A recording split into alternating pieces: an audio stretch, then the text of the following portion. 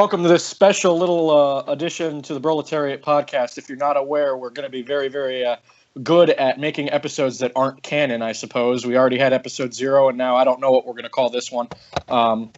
Anyways, we're going to be talking about Trump's cabinet picks, talking about Democrats versus Republicans on the cabinet picks in the Senate, talking about how much of a smug little corrupt fucker Mike Pence is, talk about everything about Betsy DeVos, etc., etc. Omar is finally back with us. We're done with our bulk recording session, at least for now, and we're recording this one real quick. I'm the one that you guys really hate, I'm sure of it. Yeah. Pretty much. Anyways, this one's going to be real quick, probably not our usual hour. I'm assuming it's still going to be around 30 minutes because Elijah is currently trapped in a library study room. Yeah, I don't even know if they can hear me outside, so this is making me a little self-conscious. Anyway, it's probably going to be about 30 minutes, give or take. So, about 25 minutes of Omar talking, and... Okay. Omar, you got to calm down, buddy. You got to calm down. That was the number one thing we heard from people who watched episode 0. Yeah, and I got it from you guys railing on me in episode 1. Jesus Christ. Yeah, I'm surprised you actually watched that. All right, real quick, I got to do a little a sellout here. In my hands right now, I have 6 copies of the Declaration of Independence and the Constitution of the United States of America. They're very nice editions. They're they're like that faux plastic leather coating. They're from the institute that printed these out in 2000. I forget the name. I'm not going to open them because they've actually not been opened before. I don't want to crease the spines of them. They're probably worth less than blank copy paper at this point, but yes, they are. They're worthless. If you want either of our nation's founding documents, then of course, they're going to be completely worthless. But I have 6 of them here. Quite allegorical. What is that horrible sound that I'm hearing? Yeah, who is that? That's Omar, then, if us two are asking what's going on. Yeah. Anyways, I've got 6 copies here, and I'm giving them away for free. I will know that all you liberal fucks watching this show love free things, especially when they're the Declaration of Independence and the Constitution. And hey, if you're that one proto-fascist fuck out there that's still watching us, you might need to read the Declaration of Independence and the Constitution. Hashtag free stuff 2020. Anyways, I got 6 copies here, so how do you win one, you may ask? Well, all you got to do is follow us at Real Broletariat, and it'll have the link in the description. You don't have to follow any of us. You don't have to follow any of our personal accounts, although we do love that you would, if you would do that. You just got to follow at Real Broletariat, and you have to basically just be there, honestly. And I'm sure behind the scenes we'll figure out something else you have to do, but as of right now, that's all you got to do. Just follow our account. If you create multiple sock accounts on Twitter, then... and follow us with all of your sock accounts. Usually that would be, that'd be against the rules. But honestly, we're so desperate for followers. But please do that. Please do that. Wow. Don't do that. Don't do that. Just, you could do though. You and your friend could both sign up and win 2 copies of the Declaration of Independence. And they're nice copies. They really are. It's just I want the Declaration of Independence. Well, it's a mix. It's the Declaration of Independence and the Constitution. And you know what? If you ask, I'll mail it to the White House for you. Instead of sending it to you. Oh my God! If you desire, I'll send your copy to Trump. I'll probably just throw it away. Probably. All right. So before I waste any more time, there's my spiel. For those of you who don't know me, I'm Joe Kaminski. Follow me on the website, Joseph Kaminski. I'm here with Elijah Hintz and Omar Wajeeh, the holy trinity of this podcast. And I'm going to let Elijah go ahead and do what he does best and explain what we're doing today.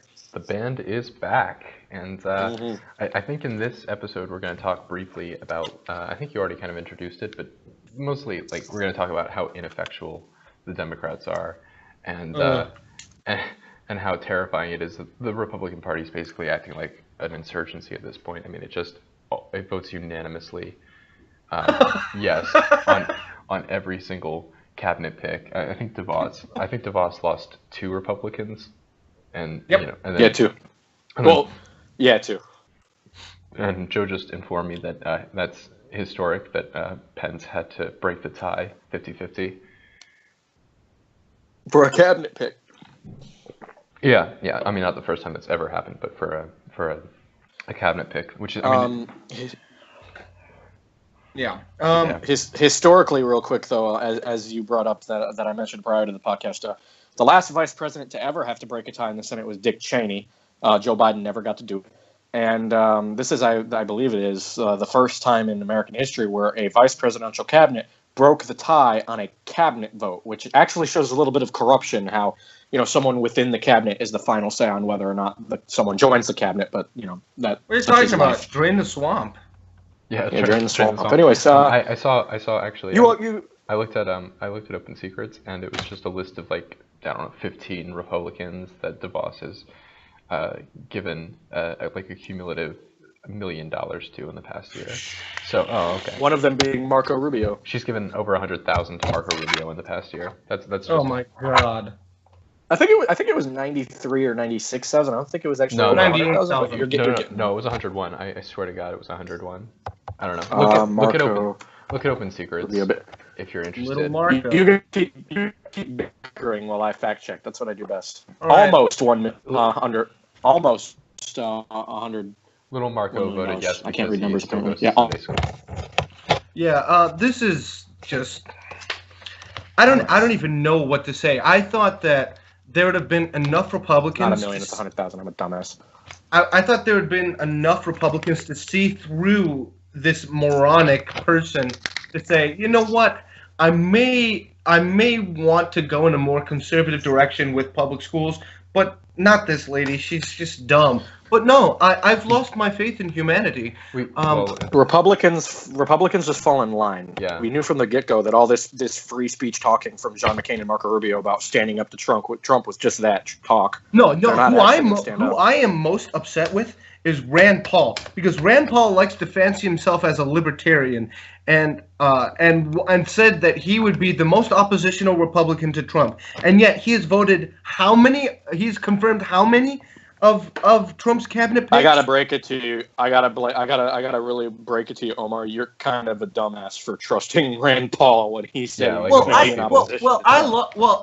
got a lot of respect for Ron Paul for at least being principled in some way, and I thought his son would be the same. But okay, Omar, Why are you on this podcast? Why are you on this podcast? Honestly.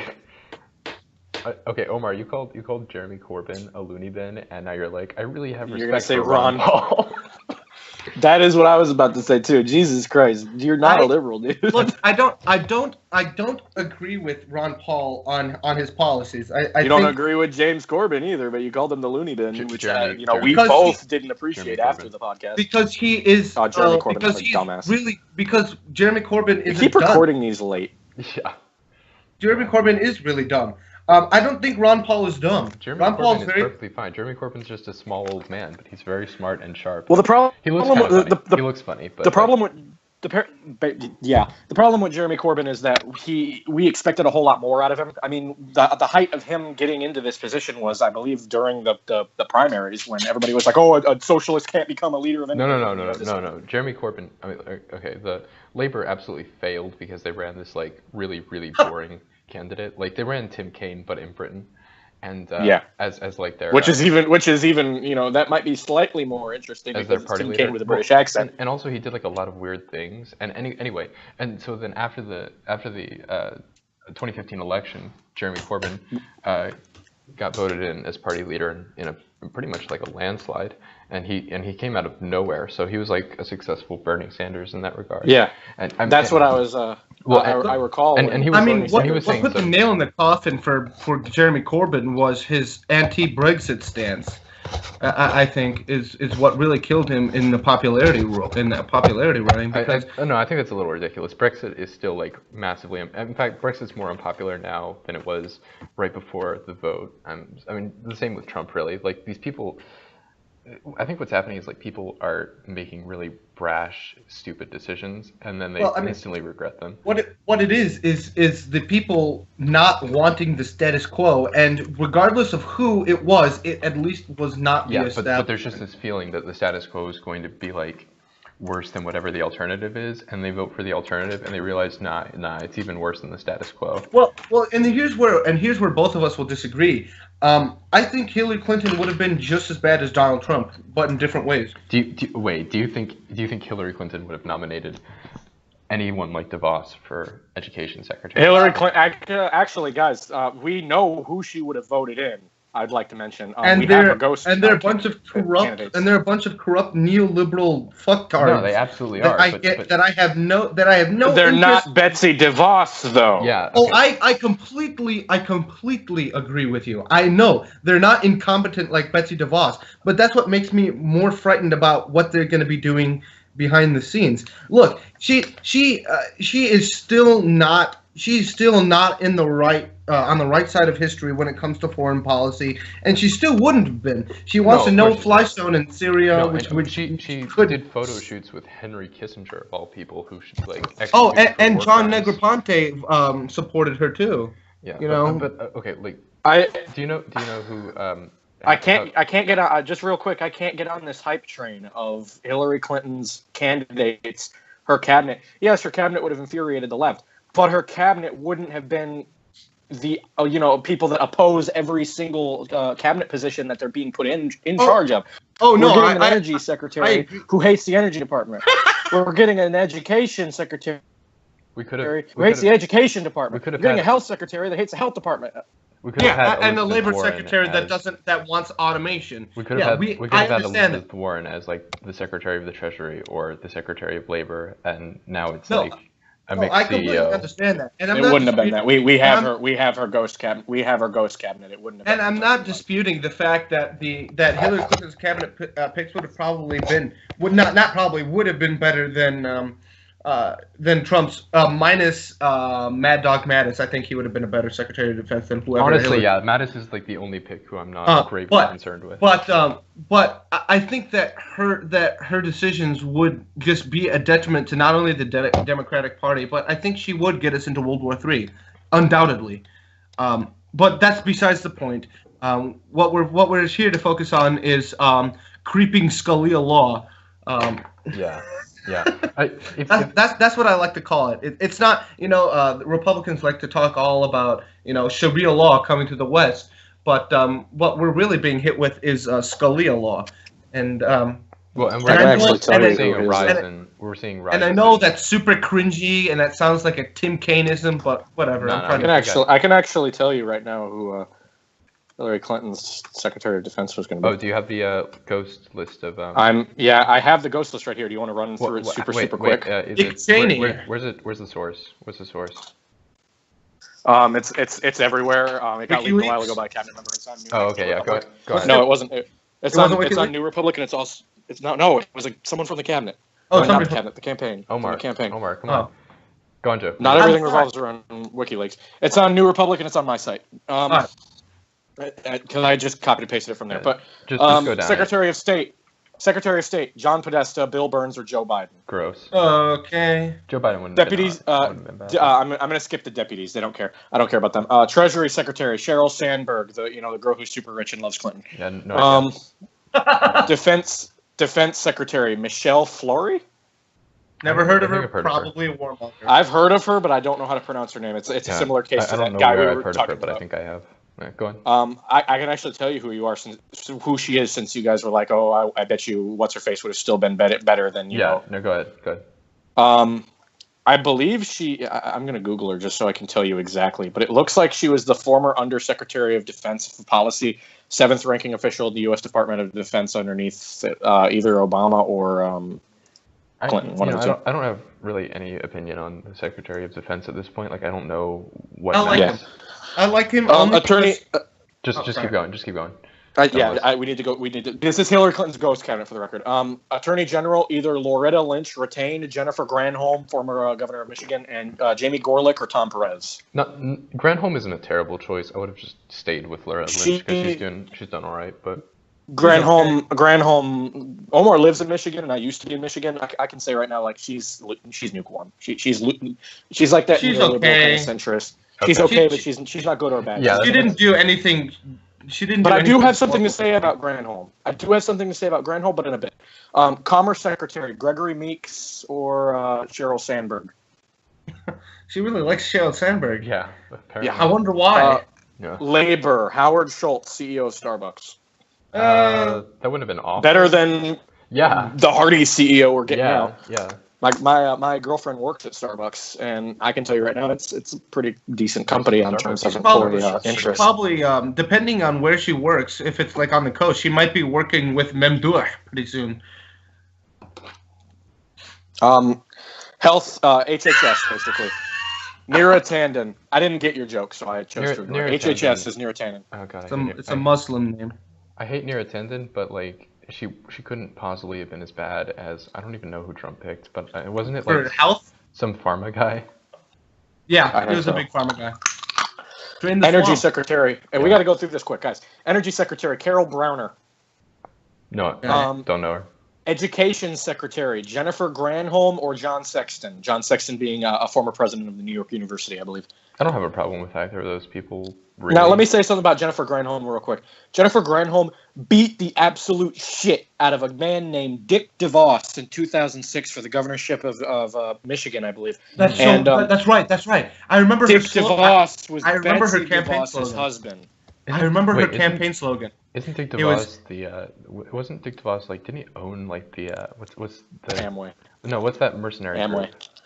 But no, the mercenary group that they sent into Blackwater. Yeah, he fucking owned that shit, and he owned it right when Katrina was happening. So I mean, I kind of hold him responsible for all of that. Like, I mean, they committed like war crimes there. Yeah, it's disgusting. But yeah, I find it interesting how Jennifer Granholm, who beat the shit out of Dick DeVos, Betsy DeVos's husband, would have been the education secretary, or at least is high up on the list for the education secretary, and now Betsy DeVos is the education secretary. I just found that interesting. Joe, do you remember Granholm's campaign slogan? I moved out of Michigan before 2006, so off the top of my head, no. It was, in 2006, you're going to be blown away. What? Wow, that's shitty. Yeah. EPA. This one pissed me off. EPA, likely an African American. She didn't have a name. She just put likely an African American. Oh my god. What the fuck? Really? Oh. Why does it have to be an African American? That's so bad. No, I mean it's not that. It's just, I can understand. I can understand when you want racial diversity, but you should come up with names before you come up with races. Yeah, we just gotta find. I mean, God, what? Yeah. By the way, there's also a point underneath Education Secretary. It's Jennifer Granholm, John Sexton. If both refuse, likely an African American.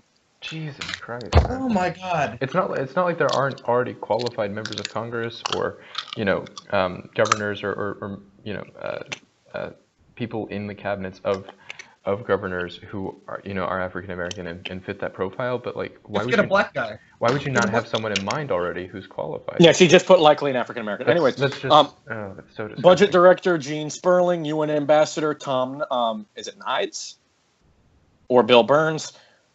Director of National Intelligence, Tom Donilon. CIA Director, Tom Donilon or Mike Morrill.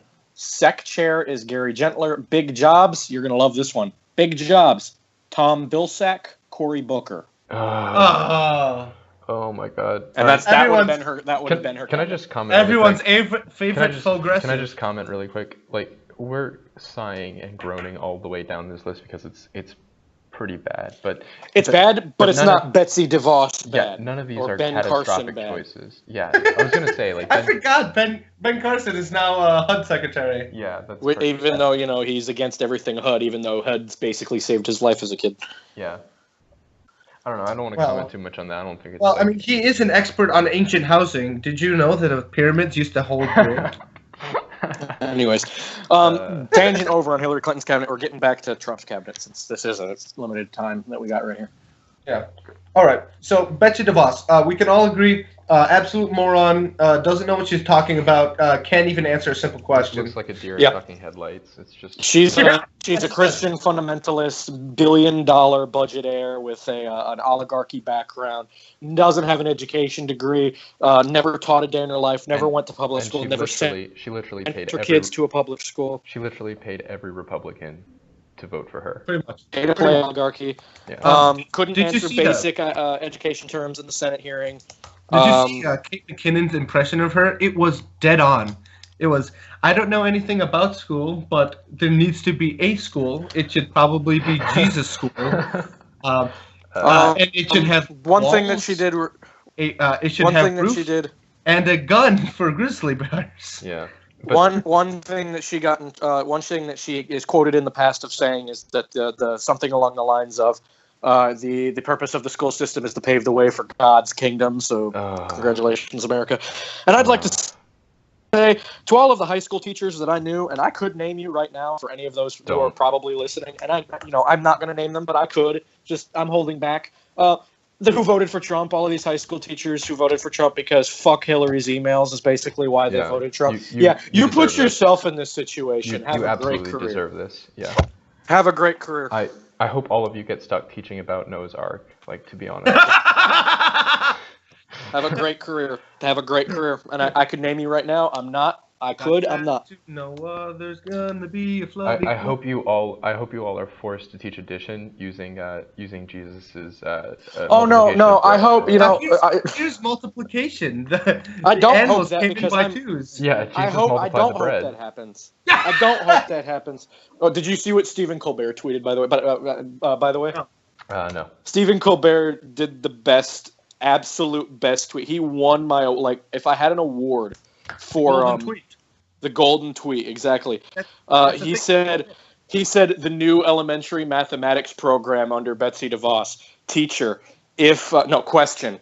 Something along the lines of Jared has 4 apples. Eliza has 4 apples. Who has more apples? Answer. Whomever Mike Pence says has the most apples. Can I just say something in all seriousness though? Like really quick. I'm sure if you to go to college, then you've seen in professors' offices or maybe in the administration how they have that sticker that says safe space trained or something like that, and it's LGBT rainbow flag. That's going away soon. That's gone. And individual teachers can still put that up. So, yeah, I mean, maybe. This is a tangent for another day, but I'm opposed to safe spaces, so let's just continue. Okay, Omar, go fuck yourself. To be honest. Why are you even on? I ask this question more and more and more. No. Why did you agree to be on this podcast? The same way that we've seen white supremacists get more and more confident, and there's even been, I think, 2 major terrorist attacks by white supremacists in the past month. I think hazing of LGBTQ people or students especially in public schools is just going to get so much worse. And Omar, I don't think I want to go back to your point real quick. I don't think you understand what a safe space actually is. Yeah, I think you've been kind of turned into that online, the special snowflake kind of committee. It's not for that. It is for, this is a safe space where you can be your gender identity. You can say your opinions and thoughts on gender identity. It means you can literally run there away from people who are trying to physically harm you. It's the person who is in control of that room is going to help you in your situation. It's not I'm a special snowflake and I need to calm down. No, it's like I might be seriously injured because people are going to haze me. Yes. Well, then that's this teacher supports you. Yeah. Well, then that's what it is. And that's a different. That's much different than an ideological safe space where people can hide. That's not what I'm talking about. There is no ideological safe space. There may exist. What? The problem, he's saying bet. He's saying bet. Okay, you know what? I have a bet that you lost. The Falcons lost the fucking Super Bowl. Yeah. You also bet that Clinton would win. Yo, Joe, when Omar pays you... I said what? When Omar pays you for the Super Bowl, bail me out of my of what I owe Chris, please. I didn't bet. He didn't bet with me. He didn't bet with me, unfortunately. Okay. Joe doesn't understand sports ball, so. Oh, sports ball. Yeah, that's actually what I said too. I don't understand sports ball either. I don't understand sports ball. Anyways, there are these. The problem with ideological safe spaces is that these far right people and conservatives have managed to beat that sense of what a safe space is into the minds of people like Omar who are on Twitter, and the only time they see a safe space is when they hear it in that sense. It's the same with political correctness. The entire concept of political correctness as being this pernicious force. I mean, it just doesn't exist. Because it kind of is. No, it isn't. Where is that actually a problem? Where can you not say something? Well, I mean, look, we just saw this on. We saw this last year on Melissa Harris Perry's show, where she got in such a tizzy after somebody called Paul Ryan a hard worker, and said, "You can't really say she's a hard worker. He's a hard worker." Do y'all remember? Because I've got a picture of slaves in my office picking cotton. All right, I saw that, and it was inarticulate and it was inartful, but she's not wrong. Like, what has Paul Ryan actually ever done? Like, the hardest work Paul Ryan does is lift weights. To be honest, like, do y'all remember the historian who like had a degree in African American studies, and he repeated a phrase that a Republican said that included the N-word on live air, and the host like shut down and was shaking with anger on, you can't say that word. Exactly. And here's another. I mean, quoting a Republican. Yeah. I mean, and here's another one. What's the name of that one scientist who made a joke about women scientists and then got fired and then banned from the scientific community? And to be completely clear, like, that scientist should have like people should have criticized him. That's fine, but but he's a Nobel. That guy was a Nobel laureate, and to take away exactly. Yeah, what's another? God damn it! The guy, what else? The two guys that were at a technology conference who made a dongle joke, and the crazy batshit lady behind her reported them to his boss. Free speech is a major topic, and like we can talk about that later and like incorporate. Yeah, that is actually a future episode. I don't know if me and Omar are going to bulk record after Elijah has to leave after this. I'm not sure yet, but a very, very upcoming episode is on free speech and bigotry. So I'd like to end that conversation there, and we can come back to that. I have a lot to say on that. Yeah. Well. By the way, real quick, brand new statement out. Hillary Clinton says the future is female in a new video statement. I saw that. Oh my God. I saw that. It's so stupid. She really needs to just go away. Did she even participate in the Women's March, or did she like stay in her elitist penthouse? No, she was still hiking in the woods. She went back in the woods. You know who did? So she stayed home and then used the Women's March as like political propaganda yet again. Okay, of course. Debbie Wasserman Schultz participated in the Women's March. Oh, fuck off. But she, I don't. Can we ban that name from the podcast, please? Wasserman Schultz. It's gonna. Yeah, we're gonna ban Debbie Wasserman Schultz. You don't want to say Debbie Wasserman Schultz on this podcast anymore? I think if you say say her name 3 times in the mirror, she'll actually appear right in front of you. There's no corruption in the DNC. Yeah. I need a safe space from Debbie. If you say the name Wasserman Schultz 3 times into a mirror and spin around in a dark room and then perform a ritual blood sacrifice, then the same kind of ritual sacrifice that Lady Gaga did at Super Bowl 51, mind you. Thank you, Alex Jones. Oh yeah, that's right. She did do a satanic one, and that's what got the Patriots to win. Curse you, Lady Gaga. It was a fix. Lady Gaga performed a satanic ritual to give Tom Brady's magical demon powers. I'd like to say that we started a couple episodes ago, me and Elijah saying basically fuck the Super Bowl, we don't care about sports. I'm sure we've mentioned the Super Bowl more than we've mentioned like Hillary Clinton in the past multiple podcasts. Because Hillary Clinton is irrelevant and the Super Bowl was like at least mildly charged. In the cabinet, it was mildly successful. Yeah. I think you guys said at least the Falcons were mildly successful. Yeah. Who choked harder? Who choked harder? Hillary Clinton or the Falcons? Hey, guys! Let's not let this all distract you guys from the fact that the Warriors blew a 3-1 lead. So, Joe, is that like all of Trump's cabinet picks? Have they all been confirmed now? I don't know. No, I don't think so. Jeff Sessions hasn't been confirmed yet. I don't believe. Jeff Sessions, yeah. But he most likely will. He's gonna get confirmed. Yeah, he's gonna get confirmed. As if the Democrats he's made friends with are gonna vote against him, like. Yeah, he's not Jeff Sessions. I'm surprised Cory Booker. Like a year ago, Cory Booker was at like some kind of I forget what he was at, but it was like a civil rights thing, and he was like, I love my friend Jeff Sessions. He's done so many great things for civil rights. And meanwhile, it's just like Cory, shut the fuck up. Jeff Sessions is probably in the KKK, like. No, he did say. I thought the KKK was pretty cool until I found out that they smoked weed. Oh my god. Whether he was joking or not, he also called a white judge a traitor to his race after he sided with a black family or something like that. We're gonna have to back that up with like actual sources, but I would not be surprised. I wouldn't. It was a featured thing a while ago. I wouldn't be surprised if Jeff Sessions like goes to like attends regular Klan meetings. To be honest, he's just that disgusting, and it's Alabama, and. I wouldn't go that far. I don't know if he's done in the past, but I don't think he doesn't. At least done anymore. But here we go. Jeff Sessions was deemed too racist to be a federal judge. Christ. Yeah, 30 years ago, under Reagan, I believe. Oh my the Lord and God. Savior. That's so Conservative awful. Jesus. Well, I mean, Yeah. other than Jesus. Yeah. But as White we've said, Jesus Trump guy. is the equivalent of Ronald Reagan taking steroids and then jumping off a cliff into the sun. So Yeah, I mean, he also said the NAACP was un-American, so that's something cool. yeah, literally the National Association for for people of color in the United States is less American than the KKK, according to Well, I mean, the KKK did start in America, so I guess he's right in some respect. So the NAACP. Yeah, you're right. But colored people didn't come from America, did they? White people didn't come from America. People of color. You're also correct.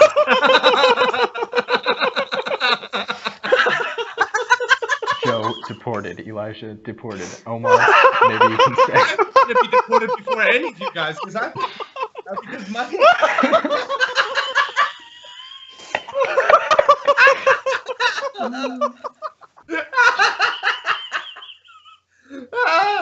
Oh my God.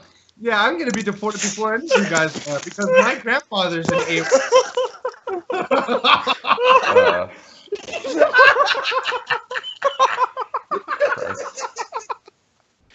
Yeah, this is what the end looks like, guys. This is what the end looks like. Stop! All right. I can't breathe. Yo, I think we killed Joe. Who's the health secretary? I need help. Who is? He just believes in healthcare. Who is the Oh health my secretary? God! I need Obamacare. Way to go! Yeah. Oh my God! I can't. I'm naming that the. Oh my God! Yeah. Oh. I hate both of you. Wait. Okay. Alternative history question. Alternative history question. Really quick. Where would we be now if Al Gore had won? I don't believe 9/11 would have happened under Al Gore. That's crazy. What? You don't think what would happen? 9/11 would have absolutely happened under Al Gore. Yeah, it would have. I mean, just because we make fun of just because we made fun of Jeb Bush for saying my brother kept us safe when he obviously didn't. No, here's I mean, actually, Joe, you made a great point, because remember, wasn't it a somebody from the NSA told George W. Bush that yeah. There was that's why I'm saying there was a somewhere in the United States. Yeah. So maybe there Al Gore would have done something. Oh, you know what's interesting is that Trump, I believe under Al Gore. You know what's interesting is that Trump takes a vacation 2 weeks into his presidency. I think George Bush only lasted a month or so, and then he took a vacation. And right about that time, the NSA released that memo that said we're getting serious threats from well, I mean, Al Qaeda. Donald Trump has already had his first foreign policy blunder. Oh yeah, there was that drone strike that killed 50 if Al Gore in civilians. 2000 wouldn't have been given Obama in 2008. I mean, what? Did you guys hear me? What did you say? If we got Al Gore in 2000, we would not have gotten Barack Obama. No, we probably I would agree. have gotten Hillary Clinton. I don't think so. No. I think We probably wouldn't have had a Democrat. We wouldn't have had a Democrat in 2008. Well, depending if there was a financial crisis or not. no, I definitely agree with Omar on this one. We still would have had one. No, we wouldn't have had a Republican if the country was going great, because the entire reason that George W. Bush that a Republican did not win, that a black senator, a black one-term senator with a Muslim middle name won against John McCain, was because nobody wanted the establishment Republicans anymore after the financial crisis and the 3 wars that they were embroiled in. Well, I mean, and you can whether or not you want to believe it, Al Gore was actually considered a centrist. He was considered a corporatist. He probably had, that's one of the reasons why he lost, because people saw him as a corporatist. Well, and I believe the financial crisis would have happened regardless. Well, but and here's the thing, though. I think that we'd be closer on fixing global warming if Al Gore was president in 2000. That alone is all I need, honestly. Yeah, and there are still people including a friend that I have, that still to this day is quote unquote skeptical of climate change. And I said this, and I don't mean to say this to be radical or to shut down Omar. any ideas, but Omar. I Omar. What? Omar, Stop. get this straight. You think Jeremy Corbyn's a loony bin? Well, You respect Ron Paul's decisions in politics. And I don't respect his decisions. I respect that he is principled. I don't respect. There was something else in this podcast that you said that we looked at. Oh, you don't like safe spaces. Yeah, I don't. And you're friends with climate change deniers. Hold on. I'm friends with somebody who is a climate change denier, Here's the thing. I'm not going to be friends with just liberals or just people that I agree with. Yeah. Obviously, I'm not trying to create that sense either. I'm just saying that you're showing some colors here. Yeah. Well, but here's the thing. Here's, if you want me to defend myself, I'll do it right now. And I've said this, and I don't care how extreme it sounds. Denying climate change is just as bad, if not worse, than Holocaust denial. And I will say that and continue to parrot that to the wolves. I don't think it's morally as bad, because it's like, it's like saying that denying 2 + 2 is 4 is the same as Holocaust denial. I mean, it's not. If 50% of the country didn't believe that 2 + 2 = 4, then that would have dire implications for public policy, and we would all be fucked forever. The same is pretty much true of like climate change denial. So it could turn out to like have way more devastating consequences, but because because my philosophy is in both cases there is overwhelming evidence pointing to the fact that both the Holocaust existed and that climate change exists and is in some way affected by man. And despite all of the overwhelming evidence and documentation and peer-reviewed article after peer-reviewed journal after peer-reviewed journal, these people will still deny it or be quote-unquote skeptical of it until it's disproven, and not even if it's proven. Let's be because real, so really far quick, in the past, Gary Johnson was better about anthropogenic climate change. There are motherfuckers that Hillary believe Clinton. the Earth is fucking flat still. Oh my God! I don't